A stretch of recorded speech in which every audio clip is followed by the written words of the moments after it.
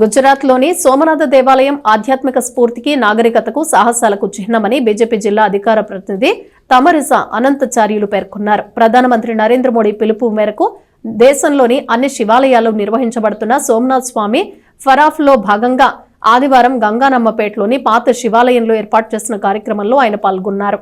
అత్యంత పవిత్రమైన సోమనాథ్ దేవాలయాన్ని గజ్నీ మహమ్మద్ 16 సార్లు దండెత్తి ఆలయంలో ఉన్న ఆస్తులు దోచుకువెళ్లారని అన్నారు. చివరిసారిగా 1026 సంవత్సరంలో గజ్నీ మహమ్మద్ సోమనాథ్ దేవాలయంపై దండెత్తి ఇప్పటికి 1000 సంవత్సరాలు పూర్తయిందని, ఆ సందర్భంగా ప్రధానమంత్రి మోడీ ఈ కార్యక్రమాన్ని చేపట్టినట్లు తెలిపారు. 1706 సంవత్సరంలో ఔరంగజేబు దేవాలయంపై దండెత్తి ఆలయాన్ని ధ్వంసం చేశారని, స్వాతంత్ర అనంతరం సర్దార్ వల్లభాయ్ పటేల్ ఎంతగానో కృషి చేసి ఆలయ పునఃనిర్మాణాన్ని గావించారని గుర్తు చేశారు. దండయాత్రలను ఎదుర్కొని ఆలయాన్ని రక్షించుకోవడం కోసం సుమారు 50,000 మంది తమ జీవితాలను బలిగా అర్పించారని అన్నారు.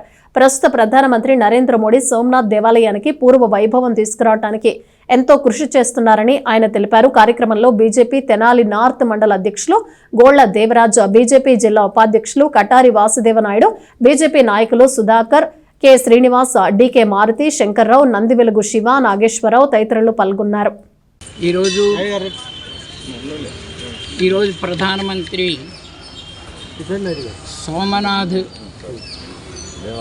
సోమనాథ్ స్వాభిమాన పర్వ అన్న నినాదంతో సోమనాథ్ దేవాలయాన్ని పడగొట్టి మహమ్మద్ గజనీ పడగొట్టి నిన్నటికి దాదాపుగా ఇప్పటికి 1000 సంవత్సరాలైంది. అలాగే దాని పునరుద్ధరణ ప్రారంభమయ్యి 75 సంవత్సరాలు అమృతోత్సవం అన్నారు. దాన్ని పురస్కరించుకొని సోమనాథ్ స్వాభిమాన పర్వని మన ప్రధానమంత్రి మోడీ గారు నిన్న సోమనాథ్ దేవాలయానికి వెళ్ళటం జరిగింది. నిన్న అక్కడే ఉన్నారు వారు.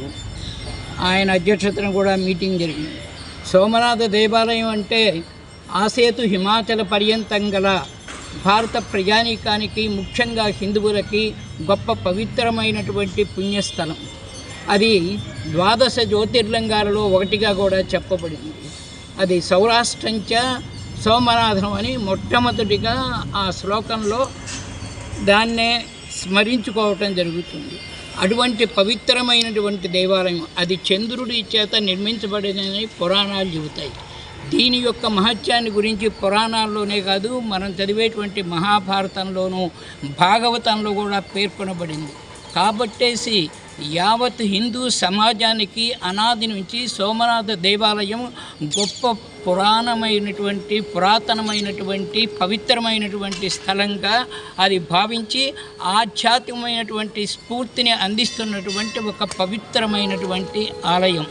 ఆ ఆలయం మీద టర్కీకి చెందినటువంటి మహమ్మద్ గజనీ 16 సార్లు అత్యంత క్రూరంగా, అత్యంత దయనీయంగా ఆ ఆలయం మీద దండయాత్ర చేసి అక్కడ ఉన్నటువంటి అమూల్యమైనటువంటి ఆభరణాలని, దేవుడికి సంబంధించినవి, అక్కడ ఉన్నటువంటి శిల్పకళని అంతా కూడా నాశనం చేశాడు.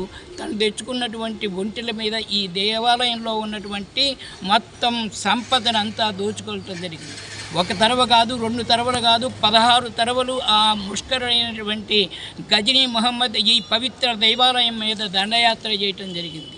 దాన్ని ఎందరో హిందూ సోదరులు, ఆ రోజున ఉన్నటువంటి వాళ్ళు, ధైర్యంగా వాళ్ళు ఈ యొక్క 16 తరవలు ఆయన వచ్చినప్పుడు ఆయన్ని ఎదుర్కోవడం జరిగింది.